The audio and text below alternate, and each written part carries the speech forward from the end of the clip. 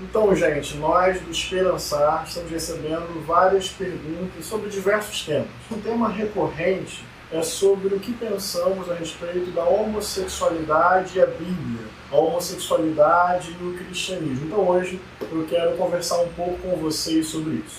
Em primeiro lugar, as pessoas que condenam a homossexualidade, elas partem de uma seguinte afirmação: está escrito na Bíblia. E ponto final. Porque está escrito, a homossexualidade é pecado, é abominável e não se tem mais nada a conversar sobre o assunto. Mas pensem comigo, a Bíblia tem livros que foram escritos ao longo de quase 6.000 anos, representando culturas, épocas e sociedades muito distintas. Será que a melhor maneira de interpretar a Bíblia é pegar os seus versos, ler literalmente, interpretar literalmente e aplicar literalmente? Eu vou pegar como exemplo Levítico, capítulo 20, verso 13, que é um dos 6 ou 7 versículos em toda a Bíblia que apontam uma condenação àquilo que nós chamamos de prática homossexual. Lá diz, dentro daquele contexto, daquela cultura, que um homem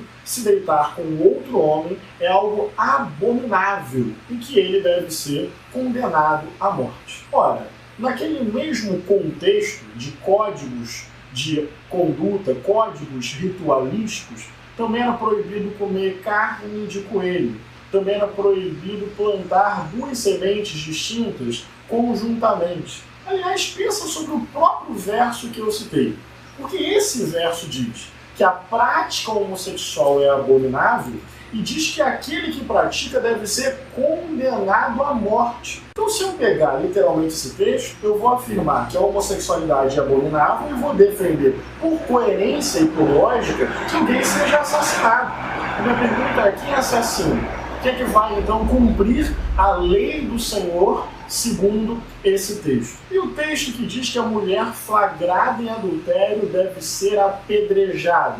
E o texto que legitima e reproduz, por exemplo, a escravidão. E o texto que diz que a mulher deve ficar em silêncio na igreja, porque ali é o lugar de fala do homem. Tomar a Bíblia de forma literal, desconsiderando os contextos culturais e históricos, faz com que a gente incorra em vários equívocos. Lamentavelmente, vamos reconhecer e admitir, com tristeza no coração, a Bíblia já foi utilizada para legitimar a escravidão, o apartheid, a colonização genocida da América, a subordinação das mulheres, e sempre em nome dessa fidelidade à Bíblia, fidelidade ao que está escrito e ponto final. Eu quero levar você a pensar junto comigo. Talvez a melhor pergunta não seja o que está escrito na Bíblia. Talvez a melhor pergunta seja como eu leio a Bíblia. Porque essa abordagem do texto é que vai definir o que a gente procura, o que a gente acha, o que a gente entende. No nosso entendimento, a Bíblia precisa ser lida considerando que a palavra de Deus se deu nas palavras humanas, portanto, dentro da história, a partir da cultura. E, na verdade, existe sim, vamos reconhecer, repulsa com relação a LGBTs, aversão com relação a LGBTs, um certo medo com relação a LGBTs e, por que não dizer, esses púlpitos que tentam defender Deus pelo viés do está escrito, alimentam uma cultura de ódio com relação a LGBTs. Tanto é que essa é uma pauta um tanto quanto seletiva, você não acha? Por que um beijo gay na televisão causa tanto terror e tanto tremor? É quase uma batalha contra a LGBT. Por que não se importar com a fome, com o latifúndio, com a concentração de terra, com o extermínio da juventude pobre e negra, com a violência contra as mulheres? Por que todos esses absurdos, dramáticos, reais, cotidianos, que fazem o povo sofrer, não viram pauta de oração, de pregação, de denúncia? Há uma seleção desse tema. Ser cristão hoje quase significa dizer isso. Homossexualidade é pecado. Podem até usar aquela expressão: nós amamos a pessoa, só odiamos o seu pecado. Sejamos sinceros, isso não é real. Em nossas igrejas, em sua maioria, é um ambiente em que aquela pessoa que não é heterossexual não vai se sentir bem, não vai se sentir amada, não vai se sentir acolhida, não vai se sentir respeitada, porque antes do nome dela, antes das características pessoais dela, antes do jeito de ser dela, vai vir um rótulo: pecado, abominação, e a necessidade de correção, a necessidade de cura. E sabe o que isso gera na prática? Muita gente reprimida, muita gente oprimida, muita gente em conflito, muita gente que chora no quarto, muita gente que é expulsa de casa, muita gente que não pode cantar no coral, que não pode pregar lá na frente, que não pode expressar a sua arte. Lendo a Bíblia a partir de uma narrativa geral que aponta o Deus revelado em Jesus, eu não encontro nenhuma verdade superior ao amor.